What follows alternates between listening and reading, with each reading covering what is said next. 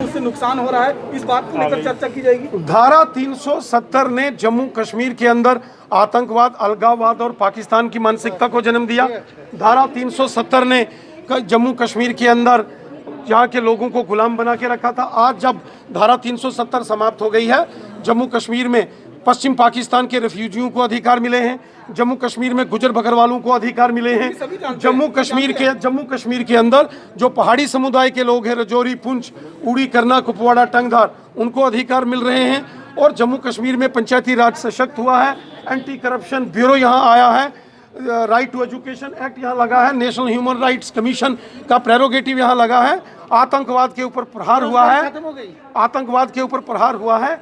और डेवलपमेंट आप देख रहे हैं, वो रिंग रोड्स हैं, IIT, IIM colleges, medical colleges, यहाँ के अंदर इंजीनियरिंग कॉलेजेस, IIT जैसे बड़े पैमाने पर डेवलपमेंट के काम भी मोदी सरकार ने जम्मू कश्मीर में किए। इस समय being head of the BJP Jammu Kashmir, आपको लगता है कि जो प्रशासनिक फैसले हैं उससे आपको नुकसान हो सकता है? आप इस चीज को चर्चा का विषय देखिए, जहाँ कहीं किसी प्रशासनिक निर्णय से आम जनता को बाधा आती है या आम जनता को समस्या आती है, ऐसे में हम जनता के साथ होते हैं। और आपने देखा होगा बहुत सारे ऐसे विषय थे, SRO 520 आपने देखा, अभी जो SPOs का विषय है, जो VDCs का विषय है, और इस प्रकार के अनेक विषय हैं जिनका समाधान भारतीय जनता पार्टी ने कराया है। और हम आगे भी इन सभी विषयों की समस्याओं का समाधान हो, लगातार हम प्रयास कर रहे हैं। डेवलपमेंट के इश्यूज को भी आप देखेंगे कि जब से मोदी सरकार आई है और यहाँ से धारा 370 समाप्त हुई है, कितने बड़े पैमाने पर,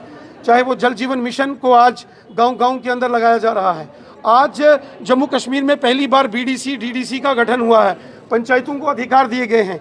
जो बजट, जो कैपेक्स बजट असेंबली पास करती थी, वो बजट आज जिला परिषदें पास कर रही हैं। तो ग्रास रूट लेवल की डेमोक्रेसी को मोदी सरकार ने मजबूत किया है। धारा 370 जब यहाँ थी तो यहाँ सिर्फ 87 चुने हुए विधायक होते थे। आज जब धारा 370 समाप्त हो गई तो जम्मू कश्मीर में 50,000 से ऊपर यहाँ DDC, BDC, urban local bodies के मेंबर, पंचायतों के सरपंचीज और पंचीज हैं, म्यूनिसिपल कॉरपोरेशन और काउंसिल के जीते हुए वार्ड मेंबर्स हैं, कॉरपोरेटर्स हैं। तो एक बड़े पैमाने पर चेंज सारे जम्मू कश्मीर में देखने को मिला है। और वहीं भ्रष्टाचार के ऊपर जबरदस्त प्रहार हुआ है। एंटी करप्शन ब्यूरो लगातार कार्रवाई कर रहा है और भ्रष्ट अधिकारियों के खिलाफ कार्रवाई हो रही है।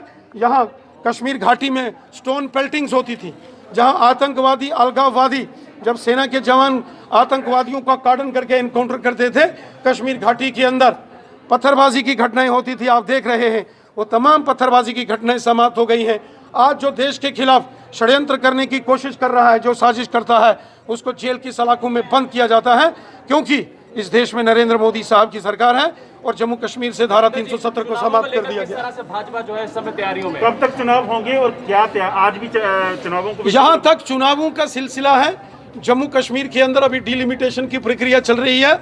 बहुत जल्द जम्मू कश्मीर के अंदर ये डिलिमिटेशन की प्रक्रिया पूरी होगी। और जैसा कि हमारे माननीय प्रधानमंत्री मोदी साहब ने 15 अगस्त को लाल किले की प्राचीर से राष्ट्र संबोधन में इस बात को दोहराया था कि जम्मू कश्मीर में डिलिमिटेशन, परिसीमन होने के बाद यहाँ विधानसभा के चुनाव होंगे। और मुझे पूरा विश्वास है कि इस साल के अंत तक डिलिमिटेशन की प्रक्रिया पूरी हो जाएगी और अगले साल जो है उसके बिगिनिंग में जम्मू कश्मीर में विधानसभा के चुनाव होंगे।